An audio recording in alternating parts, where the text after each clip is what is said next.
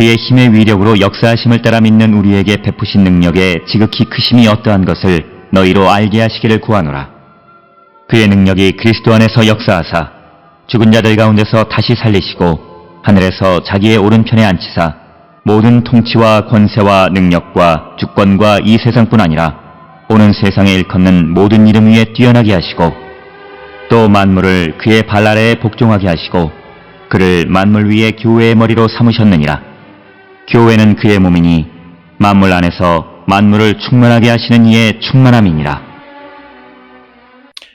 오늘 우리가 함께 읽은 에베소서 1장 19절로부터 23절에 있는 말씀은 바울이 에베소 교회 성도들을 위해서 기도하는 내용 가운데에 특별히 19절로부터 23절에서는 하나님의 크신 능력과 교회의 충만함에 대해서 기도하고 있다라고 하는 것입니다. 그래서 특별히 여기에서 바울이 강조하는 것은 하나님이 다시 살리신 예수 그리스도가 교회의 머리시고 만물을 충만하게 하시는 분이다 라고 하는 것을 강조하고 있는 것이 바로 오늘 주시는 본문이고, 바로 그런 내용을 분명히 알고 믿음의 삶을 살아가는 그런 에베소 교회가 될 수 있기 위해서 기도하고 있는 것이 오늘 주시는 19절로부터 23절의 말씀이 되겠습니다.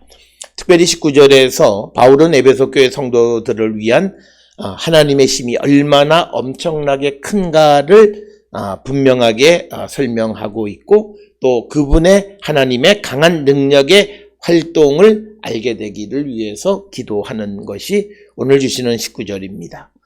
그래서 그의 힘의 위력으로 역사하심을 따라 믿는 우리에게 베푸신 능력의 지극히 크심이 어떠한 것을 너희로 알게 하시기를 구하노라. 그래서 우리가 믿음 안에 있는 자들은 하나님이 우리를 위해서 얼마나 큰 능력으로 활동하고 계시는 분인가를 분명히 아는 자가 되어야 한다라고 하는 것을 우리에게 말하고 있고, 특별히 하나님의 힘에 대단한 것은 다른 것보다도 예수 그리스도를 죽음 가운데에서 다시 살아나게 하신 것, 그것이 가장 위대한 하나님의 능력임을 우리에게 강조하고 있습니다. 그래서 20절에 그의 능력이 그리스도 안에서 역사하사 죽은 자들 가운데에서 다시 살리시고 하늘에서 자기 오른편에 앉히셨다라고 하는 겁니다. 그래서 하나님께서 그리스도 안에서 죽은 자들을 다시 살리시고, 그래서 그들을 하늘에 올리셔서 오른쪽에 앉히셨다, 이렇게 말씀하고 있습니다. 따라서 오늘 주시는 19절, 20절을 통해서 강조하고 있는 하나님의 위대한 능력, 하나님의 힘이 대단한 것은 죽은 자를 다시 살리시고 그를 하나님의 하늘에서 자기 우편에 오른편에 앉히신 것이다 라고 하는 것을 우리에게 강조하고 있는 그런 말씀이고, 아마도 초대교회 성도들에게 있어서 예수께서 죽음에서 살아나셔서 하나님의 우편에 앉아 계신다라고 하는 이 믿음은 초대교회의 가장 중요한 신앙 고백의 일부분이었을 것입니다. 그러면서 21절에 그 모든 통치와 권세와 능력과 주권과 이 세상뿐 아니라 오는 세상에 일컫는 모든 이름 위에 뛰어나게 하셨다라고 하는 겁니다. 다시 살아나신 예수 그리스도에게 어떤 능력을 주셨는가? 그래서 통치, 권세, 능력, 주권이 현 세대뿐만 아니라 내세에서도 불릴 모든 이름 위에 뛰어나게 하셨다라고 하는 겁니다. 그래서 예수 그리스도는 하늘의 영역까지 상속하셨음을 드러내 보여주는 내용이 되겠고, 에베소서 4장 10절에 예수 그리스도를 모든 하늘 위에 오른 자라고 표현하는 것도 오늘 주시는 20, 21절의 말씀과도 밀접한 관련이 있는 그런 말씀이 되겠습니다. 특별히 그리스도가 높아지신 것에 대해서 골로새서 1장 16절에서는 만물이 다 그로 말미암고 그를 위하여 창조되었다라고 말하고 있고, 또 빌립보서 2장 9절부터 11절에서 하나님이 그를 지극히 높여 모든 이름 위에 뛰어난 이름을 주사 하늘에 있는 자들과 땅에 있는 자들과 땅 아래에 있는 자들로 모든 무릎을 예수의 이름에 꿇게 하시고 모든 입으로 예수 그리스도를 주라 시인하여 하나님 아버지께 영광을 돌리게 하셨다. 이렇게 언급하고 있습니다. 따라서 오늘 주시는 본문을 통해서 강조하는 것은 이제 그리스도를 높이셨다라고 하는, 죽은 자들 가운데서 다시 살리셔서 하나님의 우편에 올리셨을 뿐만 아니라 그 예수 그리스도를 높이셨다라고 하는 것이 21절에 주시는 말씀이고, 특별히 이 세상뿐 아니라 오는 세상이라고 하는 이 표현을 통해서 바울의 시간 개념은 이분법적인 것을 우리가 알 수 있는데, 현재와 오는 세상, 이 두 가지 때로 나누어서 생각하고 있다라고 하는 것을 오늘 주시는 이 표현을 통해서 우리가 알 수 있습니다. 그러면서 22절에 또 만물을 그의 발 아래에 복종하게 하시고 그를 만물 위에 교회의 머리로 삼으셨다라고 하는 것입니다.